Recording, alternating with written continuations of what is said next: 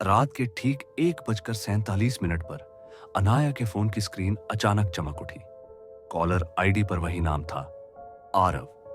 लेकिन आरव तो पिछले हफ्ते मर चुका था। कमरे में पीली ट्यूबलाइट टिमटिमा रही थी। पंखे की आवाज मानो अचानक थम सी गई थी। अनाया का दिल जोर जोर से धड़कने लगा। उसने फोन को देखा, स्क्रीन कांप रही थी, जैसे किसी की ठंडी उंगलियां उसके ऊपर फिसल रही हों। कॉल कट नहीं रहा था, रिंगटोन लगातार बज रही थी। वो डर के मारे फोन को देखती रही और फिर धीरे धीरे फोन अपने आप आंसर हो गया। कमरे में एक भारी खामोशी फैल गई और उस खामोशी के बीच एक बेहद धीमी सांसों की आवाज सुनाई दी। कोई था जो सांस ले रहा था। अनाया का शरीर सुन्न हो गया। उसकी आंखें डर से फटी रह गई। वो आवाज आरव की थी। वही हल्की हंसी, वही सांसों के बीच टूटी टूटी आवाज, लेकिन ठंडी, खोखली और दूर से आती हुई। आरव का एक्सीडेंट हुए आज पूरे 7 दिन हो चुके थे। उस दिन भी इतनी ही बारिश हो रही थी। वो रात भी ऐसी ही थी, अंधेरी, गीली और भयानक। आरव बाइक से लौट रहा था जब उसकी गाड़ी एक मोड़ पर फिसल गई। लोगों ने कहा वहीं उसकी मौत हो गई थी, लेकिन अनाया को यकीन नहीं था। उसे लगता था शायद आरव अब भी कहीं है, अधूरा, अधमरा, उसी रात में अटका हुआ। कॉल के उस पार अब एक हल्की फुसफुसाहट सुनाई दी, इतनी धीमी कि शब्द समझ नहीं आ रहे थे। अनाया ने घड़ी देखी, 1:53 सुबह। 7 मिनट हो चुके थे और तभी कमरे की लाइट अचानक बुझ गई।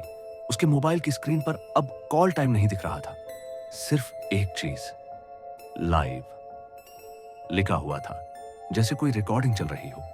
उसके बाद स्क्रीन पर आरव का चेहरा उभरने लगा। वही चेहरा जो उसने आखिरी बार अस्पताल में देखा था। माथे पर टांके, होठों पर हल्की मुस्कान और आंखें जो अब नहीं खुलनी थी, लेकिन वो खुली हुई थी। अनाया के हाथ कांपने लगे।